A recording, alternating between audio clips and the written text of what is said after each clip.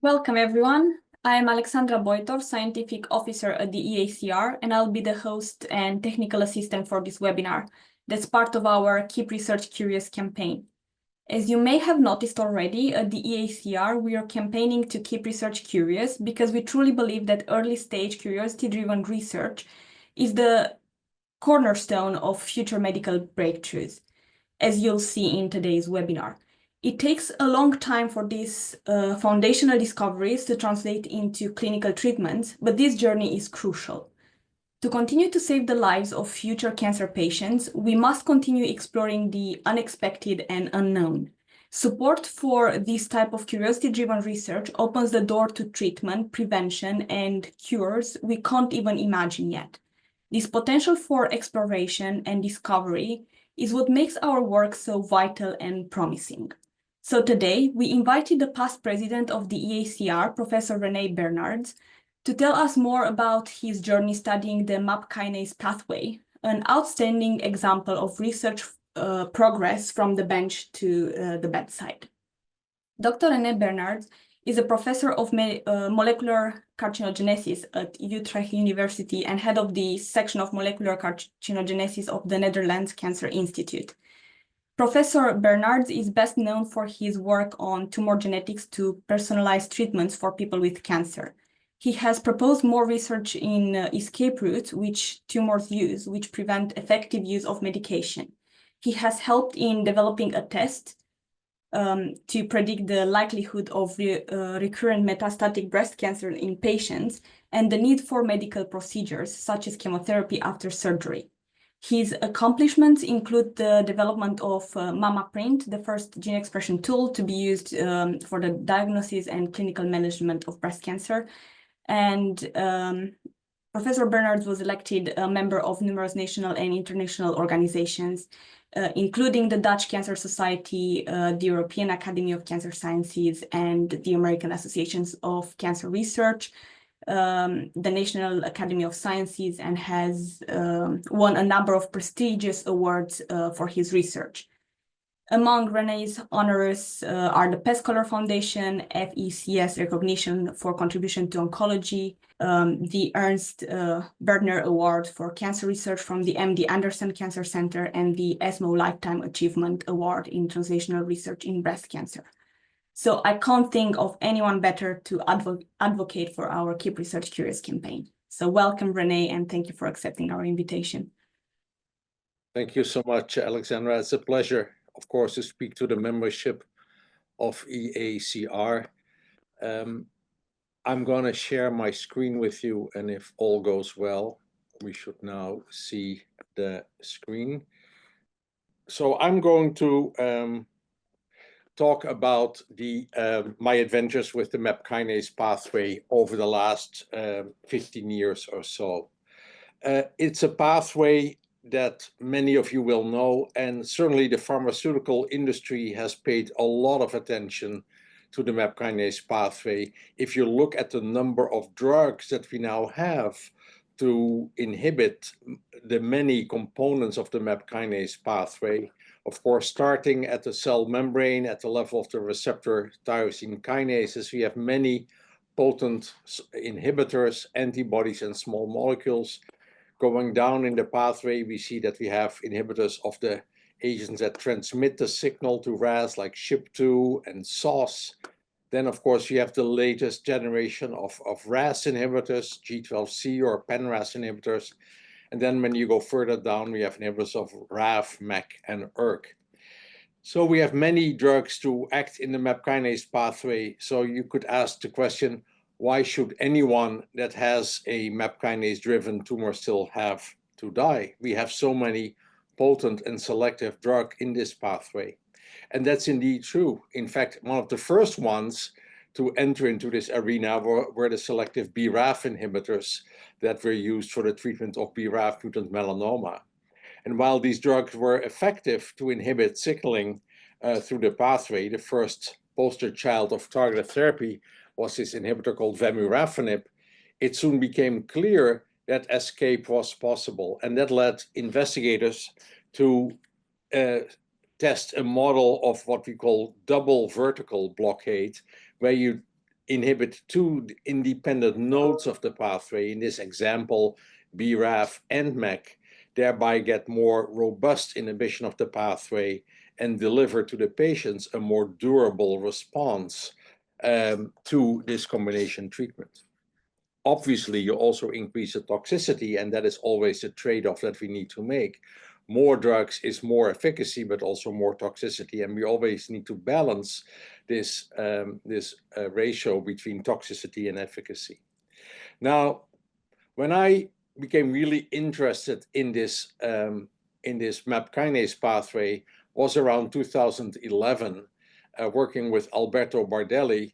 It was already known, as I just showed you on the previous slide, that if you have a BRAF mutant melanoma, that the selective BRAF inhibitor delivers significant clinical benefit.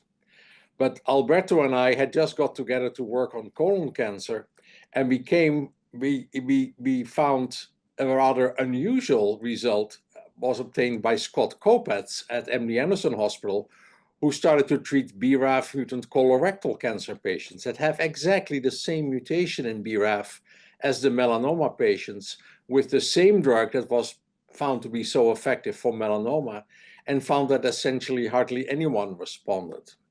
So obviously the conclusion is context matters, but of course the more important question from a clinical perspective is the question, why is BRAF inhibition sufficient in melanoma to get at least initially a favorable response, and is inhibition of BRAF in colorectal cancer not sufficient to get a favorable response?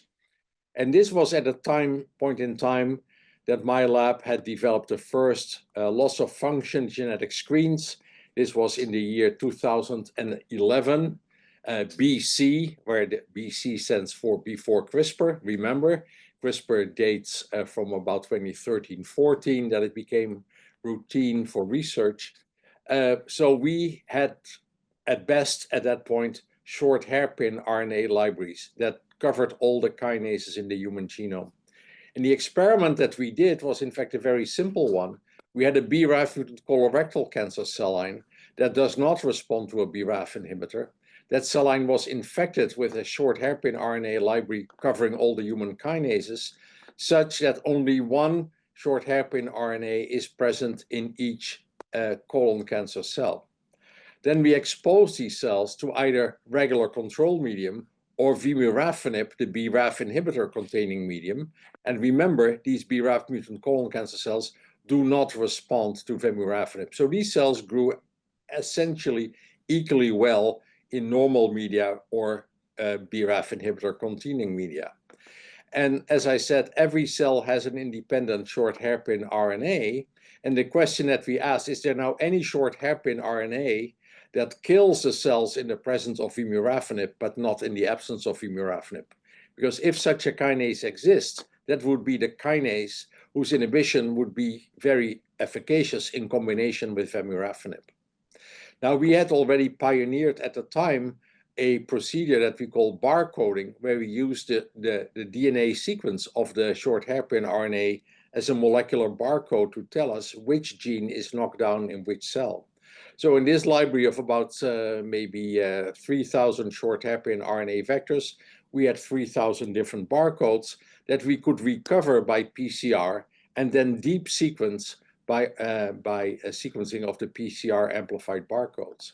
And the barcode that we were looking for was a barcode that disappeared in the presence of vemurafenib, but not in the absence. And in this example, the blue barcode is then toxic only in combination with vemurafenib, but not by itself. So any drug that would inhibit the blue kinase would be very efficacious in combination with vemurafenib. Now, to make a long story short, because this is data from 2011, we found that the strongest synthetic lethality, as we call it, where two drugs are killing, whereas each individually is not killing the cancer cell, those were the short hairpins targeting EGFR. And EGFR was, of course, very favorable from a clinical translational perspective, because there were already antibodies like cetuximab and panitumumab used in the clinic, and also small molecules, EGFR inhibitors like gefitinib were used in the clinic. And in this example, you see how we treated the cells either with the BRAF inhibitor alone in monotherapy in the top line, where the BRAF inhibitor had very little effect as a single agent.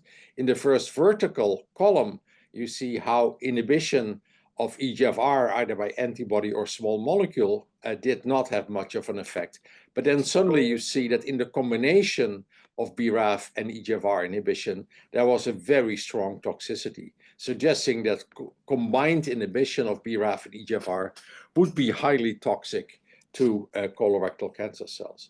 That turned out to be true also in animal models that we subsequently did. The one drug alone, the other drug alone, or the combination gave us complete tumor control.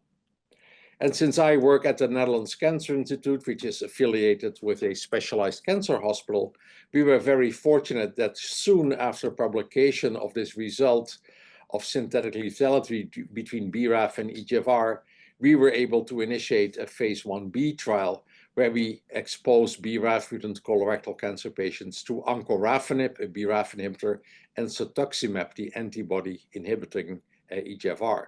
And we saw indeed the first signs of clinical activity in those patients, which resulted in a Beacon study, a phase 3 trial that was published in the New England Journal in 2019, and that resulted in an FDA approval and EMA approval for the combination of encorafenib and cetuximab for the BRAF mutant colorectal cancer treatment. Now, we were at that point in time equally fascinated by a clinical result that suggested that inhibition of MEK in RAS mutant tumors was not effective. Normally, you would expect that if you have an upstream activating mutation in a gene like RAS, that if you inhibit a downstream kinase like MEK, that you should get a therapeutic benefit. But the clinical data that were published in 2017 showed that selumetinib, a highly selective MEK1, MEK2 inhibitor, did not do any better than placebo plus chemotherapy in KRAS mutant non-small cell lung cancer. So that raised again the question, what else do we need to inhibit? And we thought we know the answer, because in the case of BRAF, it was EGFR. So in the case of selumetinib, surely it will also be EGFR. So the experiment that we did was a very simple one. In this case, we used now trametinib as a MEK inhibitor and gefitinib as a small molecule EGFR inhibitor in lung cancer or in colon cancer cells with a KRAS mutation. And now you see that while gefitinib has very little effect and trametinib has very little effect, the combination doesn't do any better than the single agents, both in the lung and in the colorectal cancer. So clearly, the answer is not EGFR in the MEK combination in the KRAS mutant setting, whereas it was the answer in the BRAF mutant setting. So we went back and now did an unbiased genetic screen exactly as we did before with the BRAF mutant colorectal cancer, asking if we inhibit MEK in KRAS mutant tumors, which other kinase do we need to inhibit in another shRNA kinome screen? And the answer that we got there was that ERB3, the family member of the EGFR family, was a synthetic lethal event there.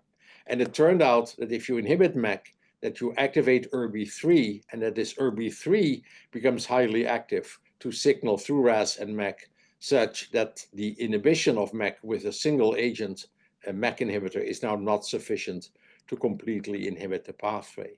And indeed, we found that if you now take what we call pan-HER inhibitors, small molecules that inhibit all members of the ERB family, not only EGFR, but also HER2 and HER3, a drug like, for instance, here, dacometinib, that now we saw a very strong response in combination with selumetinib that we didn't see with selumetinib monotherapy. So that suggested, and that was, of course, again validated in animal models, in this case, afatinib, another pan-HER inhibitor. So we were very encouraged by this and said, now we need to treat KRAS mutant patients with trametinib and a pan-HER inhibitor. And in fact, we did 3 such trials with 3 different MEK inhibitors and 3 different pan-HER inhibitors. And those trials are now all published. And the answer that we got from all 3 was essentially the same, namely that the combination of MEK and pan-HER inhibitors is very toxic to patients, and we were never able to reach a effective concentration to inhibit the pathway because we saw toxicity long before we saw efficacy in these patients. So here you see another of these lessons that yes, you can combine in the MAP kinase pathway, but you always have to balance this trade-off between toxicity and efficacy. And in this case, we saw toxicity long before we saw efficacy. So this was a dead-end street. Now I want to sort of fast forward to the last few years, and I'm sure it hasn't escaped your attention that now we have a whole new class of drugs in the MAP kinase that started with the KRAS G12C selective inhibitors, known as sotorasib and adagrasib. So these molecules bind and inactivate RAS directly and act, in fact, one level higher than MEK at the level of RAS itself. And these drugs work very well in lung cancer with an EGFR, with a KRAS G12C mutation, a 37% response rate, but very poor responses were seen in G12C mutant colorectal cancer. So the FDA approval and EMA approval was only given in the context of lung cancer and not in the context of colon cancer. So again, going back to the theme that potentially EGFR could be highly synergistic with drugs that act further downstream in the MAP kinase pathway, we and others, Sandra Misala is one of them, tested a combination of gefitinib and AMG 510. This is known also as the Amgen small molecule inhibitor, sotorasib. You see that in the case of gefitinib and the G12C inhibition, you see extremely strong synergy, whereas with trametinib and gefitinib that I showed you earlier, there was no synergy. And that was not only seen in lung cancer, 8358 is a G12C mutant lung cancer, but SW837 is a KRAS G12C mutant colon cancer, where the G12C inhibitor is also highly synergistic with gefitinib, the EGFR inhibitor, but not with trametinib and gefitinib. Right? And this result was not only seen in cell culture, but has in fact already been confirmed in the clinic, where adagrasib, with or without cetuximab in colorectal cancer with G12C, showed much better clinical responses. Adagrasib, cetuximab here, waterfall plot, tumor shrinkage, more than 30% means a partial response. You see the partial response is much more pronounced than in the adagrasib monotherapy in these patients.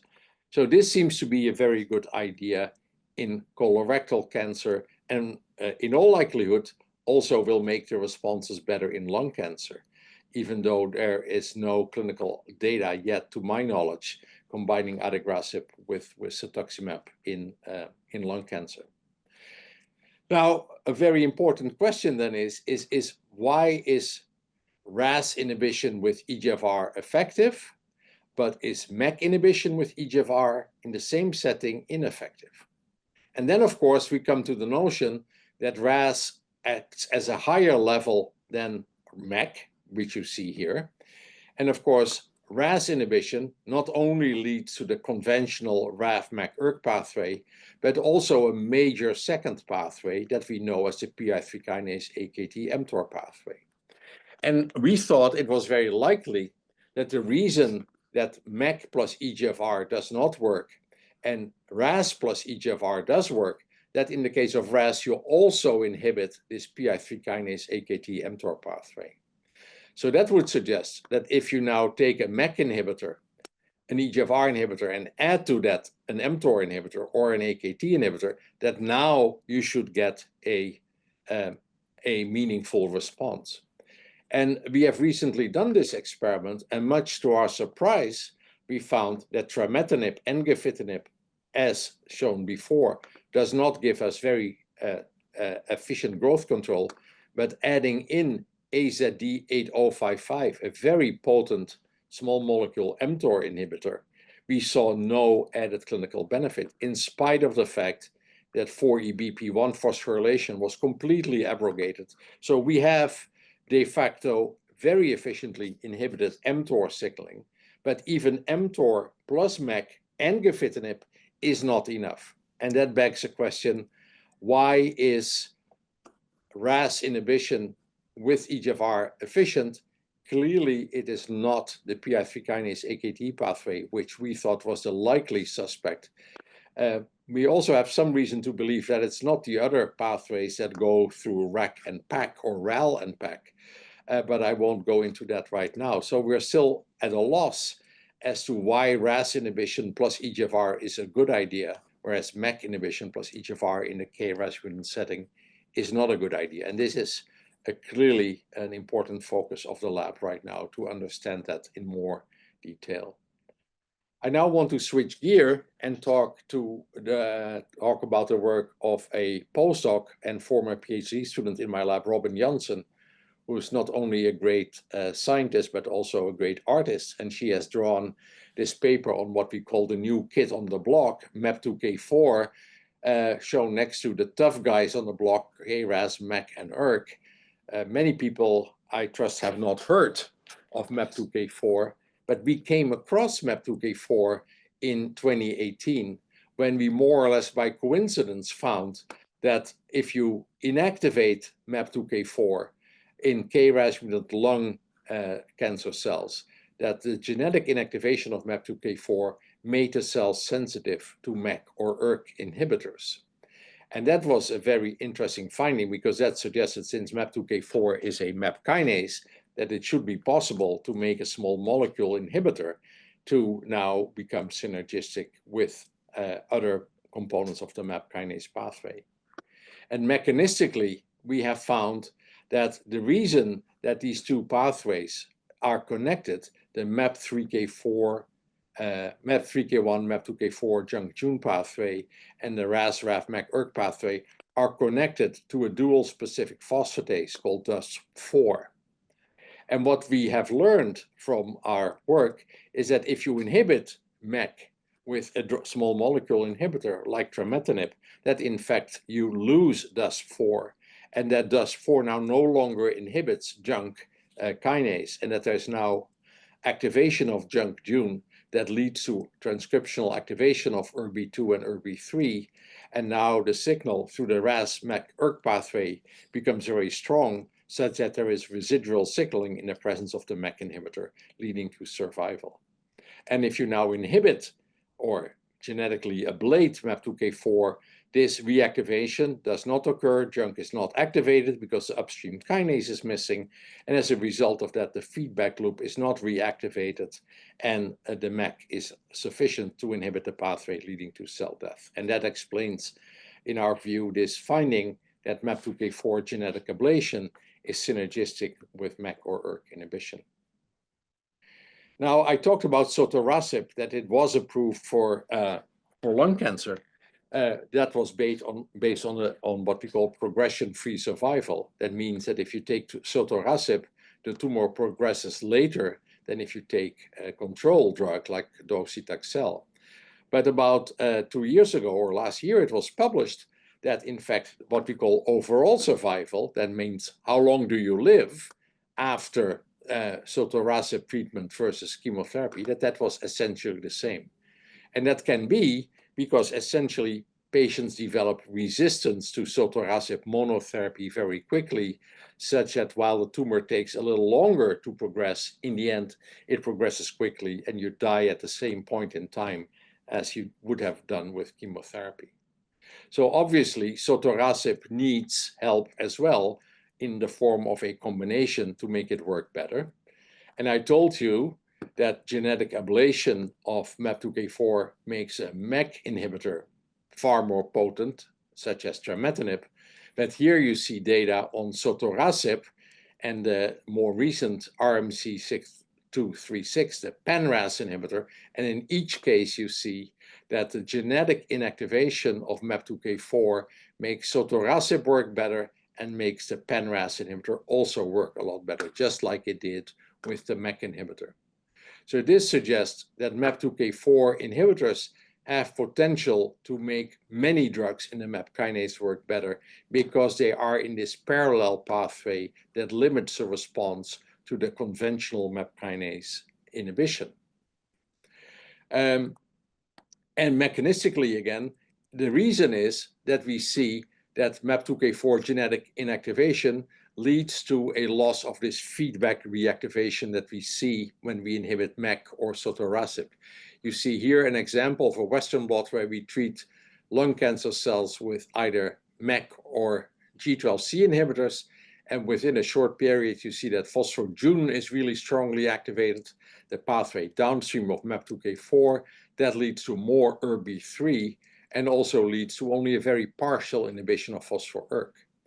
And if we now knock out MAP2K4, you see that phospho-Jun is not activated, ERB3 is not reactivated, and the phospho-ERK is completely gone, making for a much better combination effect in the knockout cells. So there you have it. And until recently, there was no small molecule MAP2K4 inhibitor. But very recently, Stefan Laufer and Lars Zender, working on liver regeneration, made a small molecule MAP2K4 inhibitor, also known as MKK4, as they had shown in genetic screens that inhibition of MAP2K4 enhances liver regeneration. So while they had made this molecule for a different purpose, we asked the company whether they could give us some of this compound that is called HRX233. And here you see again in synergy experiments that HRX233 is highly synergistic with trametinib in lung cancer, but also in colorectal cancer, with Bliss synergy scores that are really very strong indeed. So this molecule has potential to enhance the efficacy of MAP kinase inhibitory drugs. This is also seen again at the level of induction of apoptosis, here caspase-3 and 7 positivity. These cells die by apoptotic death as a result of the profound inhibition of MAP kinase signaling. Moreover, we believe that MAP2K4 inhibitor will be very potent in combination with the KRAS selective inhibitor. I showed you earlier that sotorasib has an effect on lung cancer cells, lesser on colon cancer cells. But if we now combine sotorasib with the MAP2K4 inhibitor, you again see a very strong synergy between the two compounds. And also in the KRAS G12C mutant lung cancer setting or colon cancer setting, where sotorasib is even less effective, we see a very strong synergy with the MAP2K4 inhibitor. Bliss scores that are truly outstanding of 70 and 50, which are really strong synergies. And moreover, we found that this synergy was true in a whole panel of lung and colon cancer cells with different drugs, with MEK, ERK, pan-RAS inhibitors, and sotorasib, the G12C selective inhibitor. In every case, the synergy score was well above 10, which is a threshold for synergy between drugs. And moreover, if we go to animal models, we saw that in a G12C mutant lung cancer xenograft model, we saw actual tumor regressions from baseline, where the tumors shrunk in the combination, but not in the monotherapy sotorasib. And this was accomplished without apparent weight loss. Now, again, a marker of proliferation like Ki67 is very prominently present in tumor cells treated with vehicle alone, obviously because they grow well. With sotorasib and HRX, you see residual Ki67 positive cells, but very few positive cells are seen in the combination treatment consistent with the tumor regression that we observed in these animals. So I'm gonna stop here and tell you my 3 take-home messages from this seminar. It's clear in my mind that single-agent targeted therapies in the MAP kinase pathway rarely give us durable responses. We need to combine drugs to solve this, but that's associated with significant toxicity in many different combinations. And that MAP2K4 inhibition may be a very suitable way because it has MAP2K4 inhibition has very modest toxicity of its own as a monotherapy, and therefore it's likely that those drugs can combine well with more toxic compounds in the MAP kinase pathway. So on that note, I would like to thank the many people involved in this work.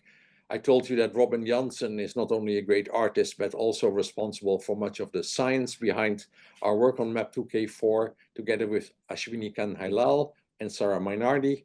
And we collaborated extensively with this company that is focused on liver regeneration to get access to their small molecule inhibitor.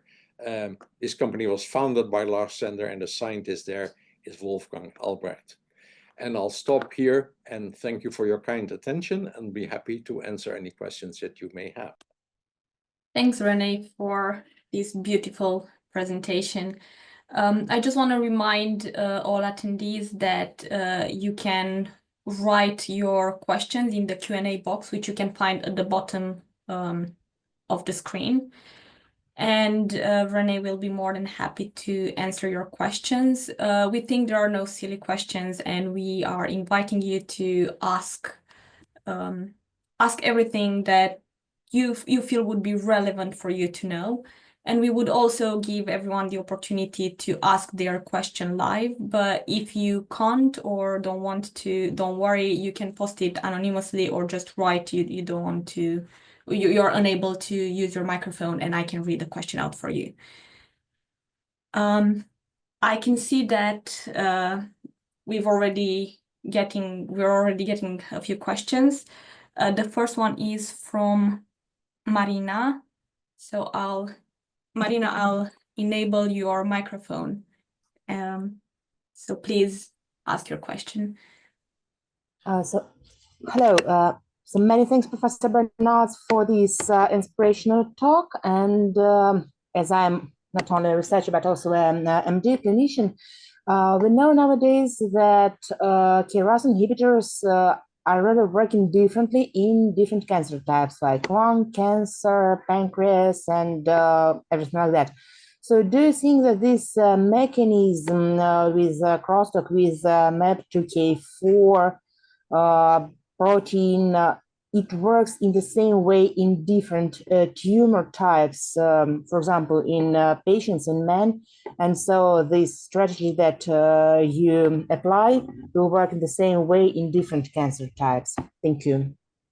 Thank you, Marina. That's an excellent question. And to make a short answer, the answer is we don't really know, because we haven't done an extensive survey of all the KRAS mutant cancers. I've shown you data on lung and colon, where we are very confident that MAPK4 inhibition will be highly beneficial in combination with RAS selective inhibitors. But I'm completely with you that another major cancer where we should pay a lot more attention to is, of course, the pancreatic cancers, because of their very poor prognosis and the very high frequency of RAS mutations. So this still requires more attention, and we haven't done enough work to be sure yet what the outcome would be there. It may very well be different. Let me say that you saw the difference between BRAF inhibition in melanoma and colorectal cancer as one example, where the outcome is completely different depending on the cell type. So we shouldn't be surprised if different cells respond in a different way. Thank you, Marina, for your question. Next on my list is Benoit. I hope I'm pronouncing your name right. So I'll enable your microphone, and please feel free to ask your question. Hello, very nice talk, very nice data. I have two questions. One is the one I wrote actually on the chat.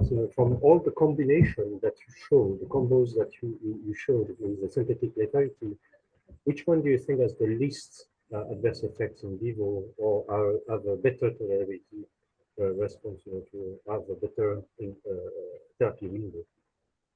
Yeah, so the question, as I understood it, is which combination would be my favorite right now to go into the clinic? Yes. And I think my take-home message showed that I am very optimistic about the MAPK4 small molecule inhibitor, because many drugs in the MAP kinase pathway have considerable toxicity of their own, right? And the three examples that I showed you of MEK inhibition and pan-HER inhibition, these drugs are all known to have very significant toxicity of their own.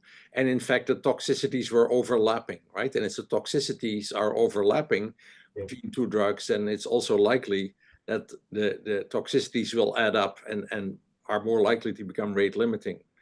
In the case of MAPK4 inhibitors that are used for liver regeneration for extremely weak patients that have only very partial liver function, you cannot tolerate a lot of toxicity. And that is fortunate because the MAPK4 inhibitors don't have much associated toxicity. Of course, there is always a caveat that if you now combine a MEK inhibitor plus a non-toxic inhibitor that enhances MEK, you now also enhance the toxicity of MEK inhibitors. That is possible. We didn't see it in the mice, but of course, mice are tolerant to very high concentrations of MEK inhibitor, much higher than patients are tolerant to. So I would not take the mouse toxicity data as a good proxy for what we may encounter if we take this combination in the clinic. Yeah, very interesting.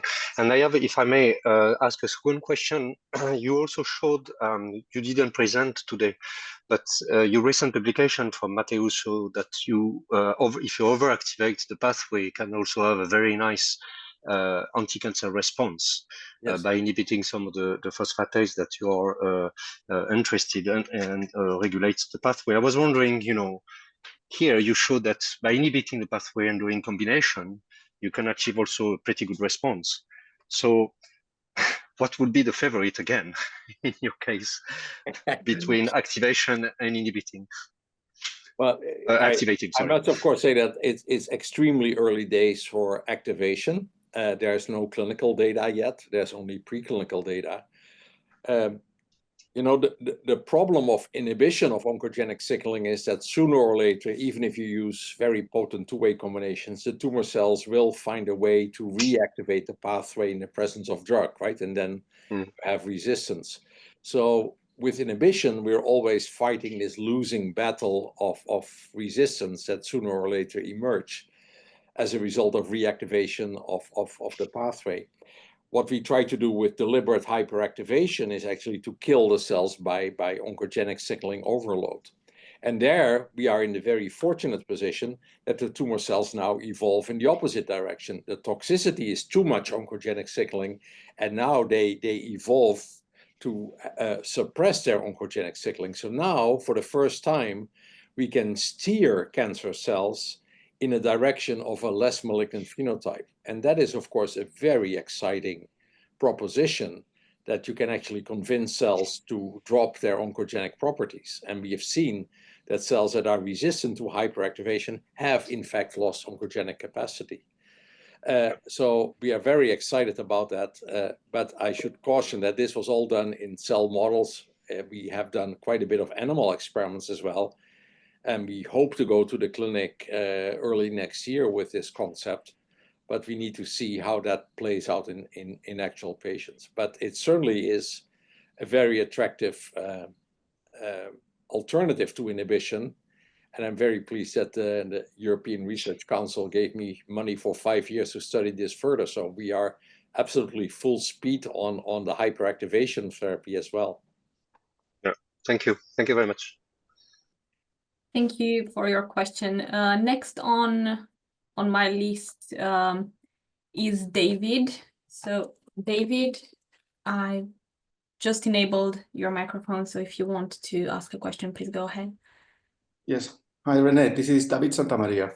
Thanks. Hi, David. Thanks for the seminar. To bypass this toxicity that you were referring to, you also proposed some time ago to use these multiple low dose treatments, right? Targeting several nodes of the MAP kinase pathway at very low dosing. Yeah. Now, in the light of this MAPK4 inhibition, do you think this approach is dated, or do you think there's still room for multiple low dosing? Well, I'm trying to convince pharmaceutical companies to make multiple low dose.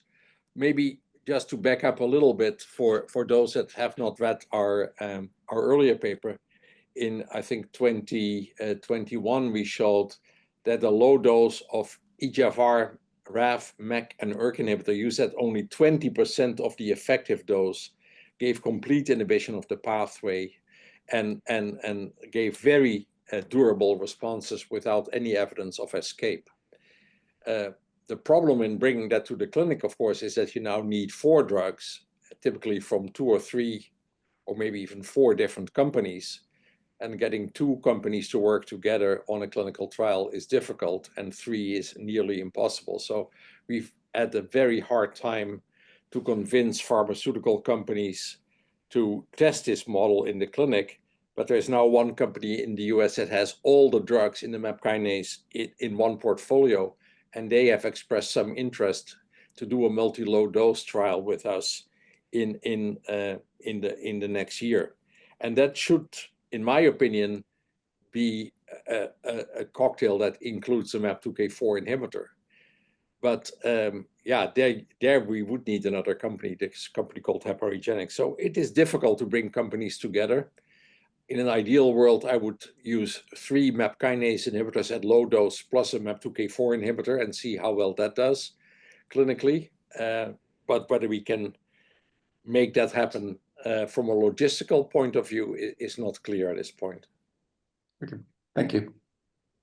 Thanks, David, for your question. Next on my list is, again, I hope I'm pronouncing your name right, Adai.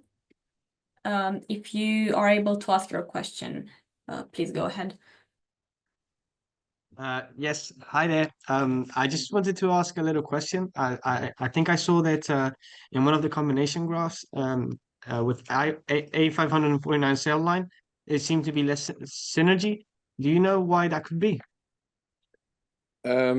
There is indeed some variability in the synergy scores, but they always remain well above 10, which is what we call the threshold of drug synergy. So even in A549 cells, the synergy score was above 10, so still synergistic.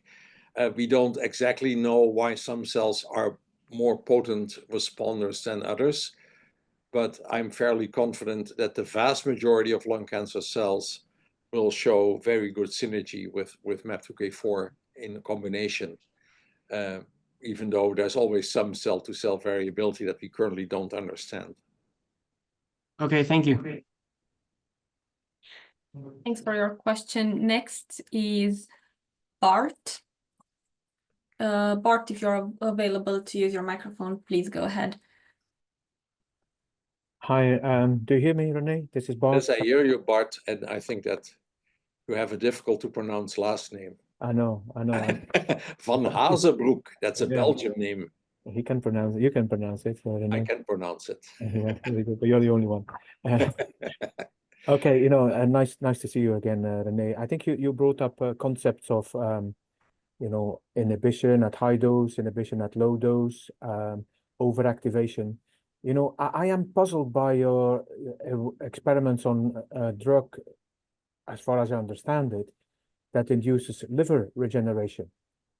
You know, that's what Lars tries to achieve with this MAP kinase inhibitor. How can a drug that induces regeneration become an anti-cancer drug? So can you explain to me maybe how the regeneration works? Is it by killing off some liver cells that are in the way or something like that? Or it seems to be like another concept that you have to explain to us. It's a very interesting point, and I think it goes again to this point that we just discussed, is what is the effect in different cell types. It's clear from our work that MAPK4 inhibition as single agent in a variety of KRAS mutant tumors has very little effect, if any, on proliferation. So it's clearly not an anti-proliferative effect as a single agent, right? And remember that I always test things in cancer cells, and Lars tests this in normal hepatocytes, and how the wiring of MAPK4 is in it may have an anti-apoptotic effect. I presume that is the most likely scenario, that you suppress apoptosis and thereby stimulate regeneration. Right. Okay. Good. So I don't have a clear answer for you. It's an Yeah. interesting question, and it's also the reason that heparigenics is very anxious to go into oncology, because they say, wait a second, our compound enhances proliferation rather than inhibits it, and that should not be an oncology indication. But I think our data are very clear about the combination, so I need to do some convincing there still. Yeah, just I think the investors may be a little bit nervous about this, but They are. That's clearly it. The scientists are convinced, the investors are scientists, not. Yeah, that's a different world. it's always the same. Yeah. Okay, thanks a lot, René. All the best. Thank you. Thanks for your question. We now have a couple of questions from anonymous questions from other attendees. Someone's wondering if you've tried stopping the combination therapies in vivo to see whether the tumors are able to relapse, and they are interested particularly if there are any residual cancer stem cells left after the treatment. Yeah, the short answer is there are. If you discontinue treatment, the tumors will come back in almost all cases. So I don't think we have enough power to completely eradicate the tumor, but we can keep it under control. And in some cases, as you saw with the G12C and MAPK4 inhibitors, we can shrink the tumors, but we cannot completely eradicate them, at least not in a time frame of, let's say, 90 days. We've never gone longer than 90 days. But I would urge you to remind the audience that even if you take a drug like imatinib for CML, that you need to continue taking that drug for years and years, even if you're completely negative by PCR for the BCR-ABL fusion protein, you still need to continue taking the drug. And if you don't, you will see that there are a few residual cells lurking out in some corner of your bone marrow that will come back and repopulate the tumor. So discontinuing treatment with targeted agents is very difficult, with the exception possibly, of course, of immunotherapy, where the immune system can go after cells anywhere in the body. And after 1 year of anti-PD-1, we see patients that will never relapse after having achieved a complete response. So it is possible, but unlikely with small molecule targeted agents, I would say. Just to follow up, I have a question of my own. So do you think, from the perspective of side effects, long-term treatment with the combination you're proposing would be feasible? We don't know yet, of course, what the toxicity is of other combinations that we propose here. The MAPK4 with sotorasib should be acceptable, because sotorasib is not very toxic on its own, and if you combine that with a G12 with another drug that is not very toxic, I have good hopes that that will be a tolerable combination. But of course, I've learned that animal toxicity does not predict anything about human toxicity, so I will stop making predictions about human toxicity based on our animal data, because it's dangerous to do so. Thanks, René. Another question is whether these inhibitors are able to cross the blood-brain barrier. That's a good question. For many drugs, it's surprising that we don't really know whether they do or don't. The one drug in the MAP kinase pathway that we know does it very well is osimertinib, the small molecule EGFR inhibitor, and that is used to treat brain metastasis of primary lung tumors. It goes very well across the blood-brain barrier, but many of them are not very potent in the brain, and that's really a shortcoming of many drugs in the MAP kinase pathway, I would say. I noticed we have a question from Hans, and a couple questions which I will read out loud afterwards. So Hans, if you can use your microphone, please go ahead. In the meantime, I just want to remind all attendees that we're not using the raise hand feature, and I'm not monitoring that. So please type the questions into the Q&A box. Thank you. Hans, you can go ahead and ask your question if you can use your microphone. So if Hans cannot Yeah. personally read his question, I'll read it for Okay. Thank you. Hans. Would it be No, possible to? do you Oh, do there you you hear me are. now? Yes, we hear you well. Thank you. Okay, so that's fine. Thank you very much for an excellent lesson. Would it be possible to block the MAPK4 just by blocking the ERB3 receptor above it? Would that be sufficient to stop the whole chain? That's a good question. And indeed, you're right that MAPK4 is downstream of ERB3. But of course, there's many other receptor tyrosine kinases that can signal in cancer cells, like PDGFR, FGFR, you name it. All these RTKs have the potential to signal to MAPK4. So it's not clear whether ERB3 inhibition alone is very effective. And I, of course, also told you that our clinical experience with ERB3 inhibitors is not very good in terms of toxicity, whereas the clinical experience with the MAPK4 inhibitors for liver regeneration is very favorable. So I would much rather inhibit MAPK4 downstream than ERB3 upstream from a toxicity and also from an efficacy perspective, because it's very well possible that in any cancer cells, there's more signals coming into MAPK4 than just from ERB3. Thank you. Thank you, Hans, for your question. Vijay, I hope I'm pronouncing the name right, is wondering if you would suspect any genetic polymorphism that might have played any role in the cancer cell models that you use to uncover the synergism. In other words, how common are function-altering genetic polymorphisms found in MAPK pathways protein coding genes? Yeah, these are very good questions. We just had a question on why A549 cells respond maybe a little less to a combination than another cell, and the answer may very well be in these polymorphisms that we simply don't understand at the current point in time. And then we also had an earlier discussion as to whether we expect that whether this combination would work equally well across cancer types with the KRAS mutation. And I said then that I really don't dare to predict whether this is true or not. And that can be not only genetic polymorphisms, but also changes in gene expression programs across tissue types that influence how these cells respond to such a combination. So there's many uncertainties.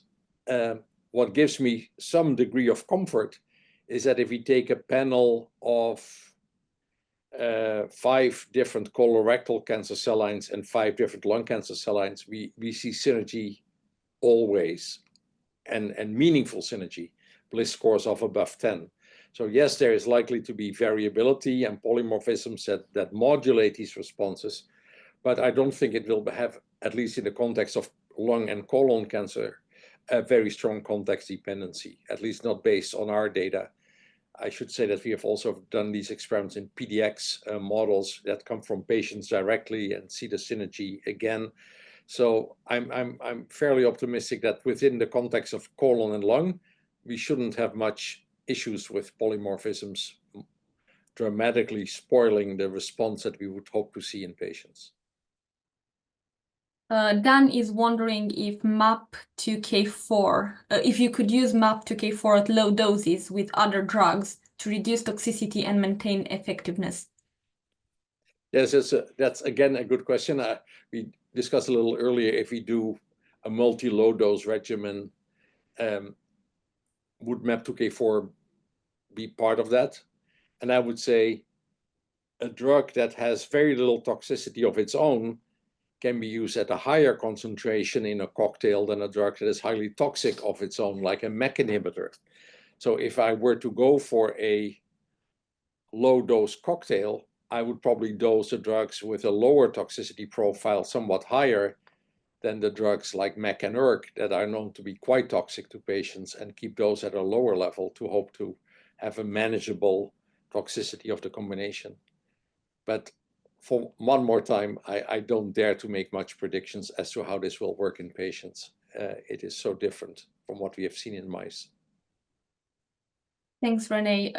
I'm mindful of your time because we are approaching the end of the webinar, but we've got only a couple of questions left. Would you be able to stay 2-3 minutes over the time? Yeah, sure. Thank you. So the next question is from a bachelor student who's at the start of their research journey, career journey. And they are wondering if you have any advice on how they could best pursue making meaningful innovation and discovery in oncology. If you've always pursued this research that you've presented today tenaciously, and if this was your end goal, basically. Yeah, it's always difficult to give advice to early career scientists, but there's a saying in business: if you do what you did, you get what you got. And that is that I think you should try to be original and do something that not everybody else is doing. Our excursion into MAPK4 as a parallel pathway is one example of a path that essentially nobody had walked before, and gave us very interesting result. The topic that was touched upon by Benoit of therapeutic overactivation rather than inhibition is clearly one of these out-of-the-box ideas that nobody in the field was pursuing except Bart van Hazebroek, who was also on the Q&A. This is something that we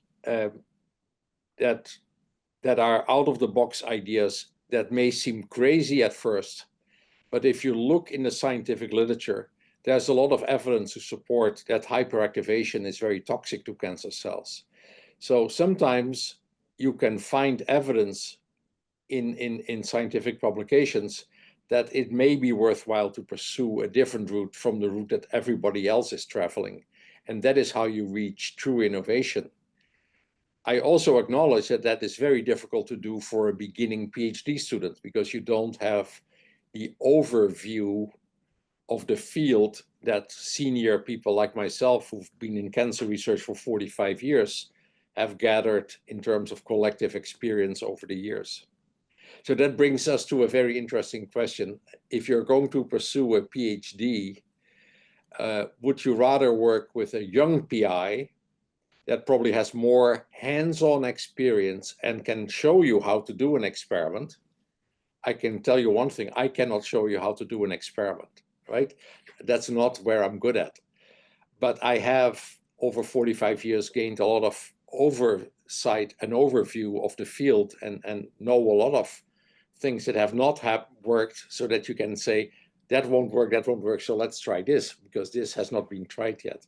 So the experience of a senior investigator is a plus, but the hands-on ability to assist you with troubleshooting experiments is a benefit of a junior group leader.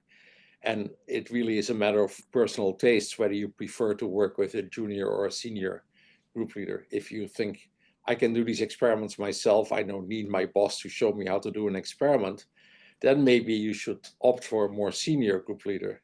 But if you're uncertain in experimentation, then maybe the other alternative is more attractive. But it's all a matter of personal preference. But I just want to make you aware that it's very different to work in the lab of a more experienced senior investigator than in a junior investigator. They're just different environments. And it depends what suits you best personally, I would say. Thanks, René, for taking the time to give some career advice to our audience. The last question returns to the scientific content of your talk. And Giselle from Granada is wondering if, based on the knowledge you've already have, if there are any indicators that it would be entering to test MAPK4 in combination with CAR T cells. To be quite honest, I cannot think of any scientific argument off the top of my head why MAPK4 inhibition would be synergistic with CAR T cells. And if there's no mechanistic rationale, I think we shouldn't test it. Maybe you have an idea that escapes me, but I cannot think of one. I think more globally, if there's a trial that lists all the ongoing clinical studies, there's a website called clinicaltrials.gov. If you go to that website and you type in as a search word PD-1 or PD-L1, you will find more than 10,000 active clinical trials. Many of them, in fact, nearly all of them, are in combination. Many of these combinations have no rationale underlying them. They're just testing whether there's some benefit, which I think is close to being criminal in the sense that you expose patients to toxicity without any guarantee that there will be clinical benefit. I think if you go with a combination into the clinic, you should have a sound rationale. I understand why these drugs are synergistic, and based on my animal data, I would strongly expect that these drugs would deliver benefit when given in combination. And I am a strong advocate that clinical trials should not be allowed to start, especially on combination treatments, before there is a clear preclinical package that shows why it's a good idea to test this drug combination in patients. So I would not advocate CAR-T and MAPK4 at this point in patients. Maybe as time progresses and we gain more insights, there will be reasons to test this, but at this point, I'm not aware of any reason to test this particular combination. Thanks, René, and thanks everyone for such a lovely conversation. Thank you, René, for sharing your research journey with us. Such an inspiring story and a great example of building up on basic research discoveries to groundbreaking novel drugs. Stories like this make us at the EACR feel excited and optimistic about the future of cancer research. Together, let's celebrate the incredible potential of basic research and ensure that scientific advancements continue to improve patient care and outcomes. If you like this webinar, you might also be interested in episode 8 of our podcast, Freeing Scientists to Explore the Role of Curiosity in Cancer Research, with Professor Ruth Palmer from Sweden, Professor Daniel Pieper from the Netherlands, and Professor Iwona Lugowska from Poland. Or read the blog articles in our magazine, The Cancer Researcher, which highlight the critical role of curiosity-driven cancer research. So let's keep the spirit of curiosity alive and thriving. Thank you all. Have a good day. Bye-bye.